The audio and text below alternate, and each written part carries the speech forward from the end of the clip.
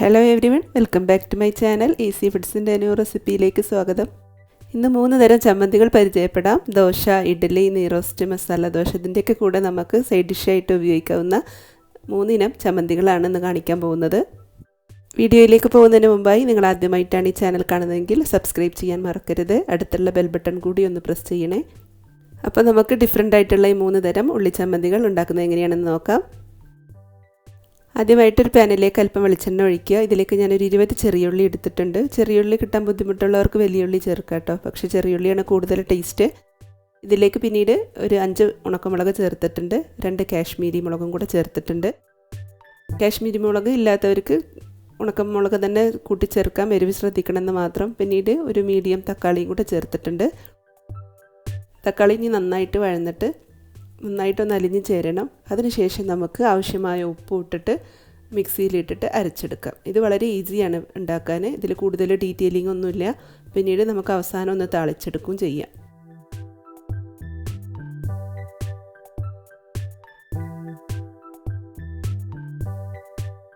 രണ്ടാമത്തെ ചമ്മന്തി നോക്കാം. ഇതിലേക്ക് 1 സ്പൂൺ കടലപ്പരിപ്പ് എടുത്തിട്ടുണ്ട്, 1 സ്പൂൺ ഉഴുന്നെടുത്തിട്ടുണ്ട്. ഇത് രണ്ടും കൂടെ നന്നായിട്ടൊന്ന് വറുത്ത് മാറ്റി വെക്കാം. ഇതിലും വ്യത്യസ്തമായിട്ട് ഇനിയും ഉള്ളി ചമ്മന്തികൾ ഉണ്ടാക്കാം കേട്ടോ. ഞാനിതിൽ 3 തരം കാണിച്ചെന്നേ ഉള്ളൂ. ഇനി നമുക്ക് പല ആൾക്കാർ പല ടൈപ്പിൽ ഉണ്ടാക്കാറുണ്ട്.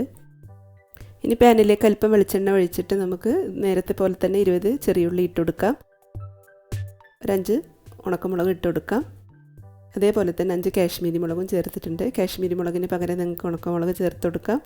2 വെളുത്തുള്ളിയും കൂടെ ചേർത്ത് കൊടുക്കാം. 2 ചെറിയ അല്ലിയാണ് കേട്ടോ ചേർത്ത് കൊടുക്കുന്നത്. കാശ്മീരി ചില്ലിക്ക് പകരം ഉണക്കമുളക് ചേർത്ത് കൊടുക്കാം, പക്ഷേ എരിവ് ശ്രദ്ധിക്കണം. പിന്നീട് ഒരു തക്കാളി അരിഞ്ഞതും കൂടെ ചേർത്ത് കൊടുക്കാം. ഒരു 3 കറിവേപ്പിലൻ്റെ ഇലയും കൂടെ ചേർത്ത് കൊടുക്കാം. എല്ലാം കൂടെ നന്നായിട്ടൊന്ന് വഴറ്റിയെടുക്കുക. ഈ ചമ്മന്തിയിലും ചെറിയുള്ളിക്ക് പകരം നിങ്ങൾക്ക് വലിയുള്ളി ചേർത്ത് കൊടുക്കാം. എപ്പോഴും ചെറിയുള്ളി ചേർത്താലാണ് കൂടുതൽ രുചി ഉണ്ടാവുക. ഇനി ഇതിലേക്ക് അല്പം വാളംപുളി ചേർത്ത് കൊടുക്കാം. ഒരു ചെറിയ നെല്ലിക്ക വലുപ്പത്തിൽ മാത്രം ചേർത്ത് കൊടുത്താൽ മതി. പുളി രസം കൂടുതൽ ഇഷ്ടമുള്ളവർക്ക് വേണമെങ്കിൽ കൂടുതൽ ചേർക്കാം. ഇത് മതിയാവും കറക്റ്റ് പാകത്തിന്. ഇനി നമ്മൾ വറുത്ത് മാറ്റി വെച്ചിട്ടുള്ള കടലപ്പരിപ്പും ഉഴുന്നും കൂടെ ഇതിലേക്ക് ഇട്ട് കൊടുക്കാം. ചെറുതായിട്ട് ഒന്നും കൂടെ വഴറ്റിയതിന് ശേഷം ഇതിലേക്ക് ഒരല്പം കായപ്പൊടി, 1/4 ടീസ്പൂണോളം മതി.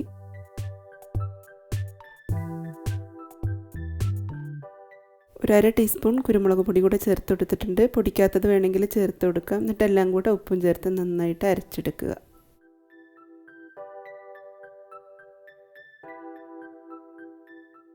ഇനി 3ാമത്തെ സാദാ ഉള്ളിച്ചമ്മന്തിയാണ്. ഇതിനായിട്ട് ഉണക്കമുളക് ഒരു 10 എടുത്തിട്ടുണ്ട്. കാശ്മീരി ചില്ലി ഒരു 8 എടുത്തിട്ടുണ്ട്.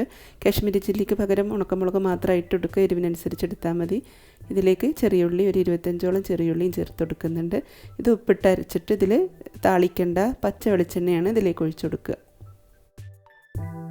നമ്മുടെ 3 ചമ്മന്തികൾ റെഡി ആയിട്ടുണ്ട്. നന്നായിട്ട് അരച്ചെടുത്തിട്ടുണ്ട്. ഉപ്പൊക്കെ നിങ്ങളുടെ ഇഷ്ടത്തിനനുസരിച്ച് ചേർത്തിട്ട് അരച്ചെടുക്കാം.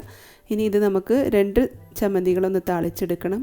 സാദാ ഉള്ളി ചമ്മന്തി നമ്മൾ താളിച്ചെടുക്കാതെ വെറും പച്ച വെളിച്ചെണ്ണ ഒഴിച്ചെടുക്കുകയാണ് ചെയ്യുന്നത്. താളിക്കാൻ വേണ്ടിയിട്ട് ഒരല്പം കടുക് ഇട്ട് കൊടുക്കുക, ഒരു ഉണക്കമുളകും ഒരല്പം കറിവേപ്പിലയും കൂടി ഇട്ട് കൊടുക്കുക. താളിച്ചിട്ട് ഇതിലേക്ക് ഒഴിച്ചു കൊടുക്കുക. താളിക്കുന്ന സമയത്ത് കടുക് പൊട്ടിച്ചിട്ട് അതിലേക്ക് ചമ്മന്തി ഇട്ടുകൊടുക്കുകയാവാം. അതല്ലാതെ പാത്രത്തിലേക്ക് എടുത്തിട്ട് താളിപ്പതിൻ്റെ മുകളിലേക്ക് ഒഴിച്ചെടുക്കുകയാവാം. അതൊക്കെ നിങ്ങളുടെ ഇഷ്ടത്തിനനുസരിച്ച് ചെയ്ത് കൊടുക്കാം. നോർമൽ ഉള്ളിച്ചമ്മന്തിയിലേക്ക് പച്ച വെളിച്ചെണ്ണ ഒഴിച്ച് നന്നായിട്ട് മിക്സ് ചെയ്തെടുക്കാം. ഈ ഉള്ളിച്ചമ്മന്തി കപ്പൻ്റെ കൂടെയൊക്കെ കഴിക്കാനും നല്ല രുചിയാണ് കേട്ടോ. ചോറിൻ്റെ കൂടെയൊക്കെ കഴിക്കാനും നല്ല ടേസ്റ്റാണ്. അപ്പോൾ ഈ 3 തരം ചമ്മന്തികൾ എല്ലാവരും ഒന്ന് ട്രൈ ചെയ്ത് നോക്കണം. അറിയാത്തവർ ഏത് ചമ്മന്തിയാണ് നിങ്ങൾക്ക് കൂടുതൽ ഇഷ്ടമായതെന്ന് അറിയിക്കണം. ഇതുപോലെ തന്നെ നമുക്ക് തേങ്ങാ ചട്നിയും പലതരത്തിലുണ്ടാക്കാം. അതും ഇനിയൊരു വീഡിയോയിൽ ഇതുപോലെ വിവിധ തരം തേങ്ങാ ചമ്മന്തികളായിട്ട് കാണിക്കാം. അപ്പോൾ എല്ലാവരും വീഡിയോ ഇഷ്ടമായാൽ നിങ്ങളുടെ ഫ്രണ്ട്സിനും ഫാമിലീസിനൊക്കെ ഷെയർ ചെയ്ത് കൊടുക്കണം. ഒരിക്കൽ കൂടി സബ്സ്ക്രൈബ് ചെയ്യാൻ ഓർമ്മിപ്പിക്കുന്നു. അതുപോലെ തന്നെ നോട്ടിഫിക്കേഷൻ ബെൽ പ്രസ് ചെയ്തിടാനും. Thanks for watching my channel. ഇനി മറ്റൊരു റെസിപ്പിയുമായി അടുത്ത വീഡിയോയിൽ കാണാം. അതുവരേക്കും ബൈ. Thank you.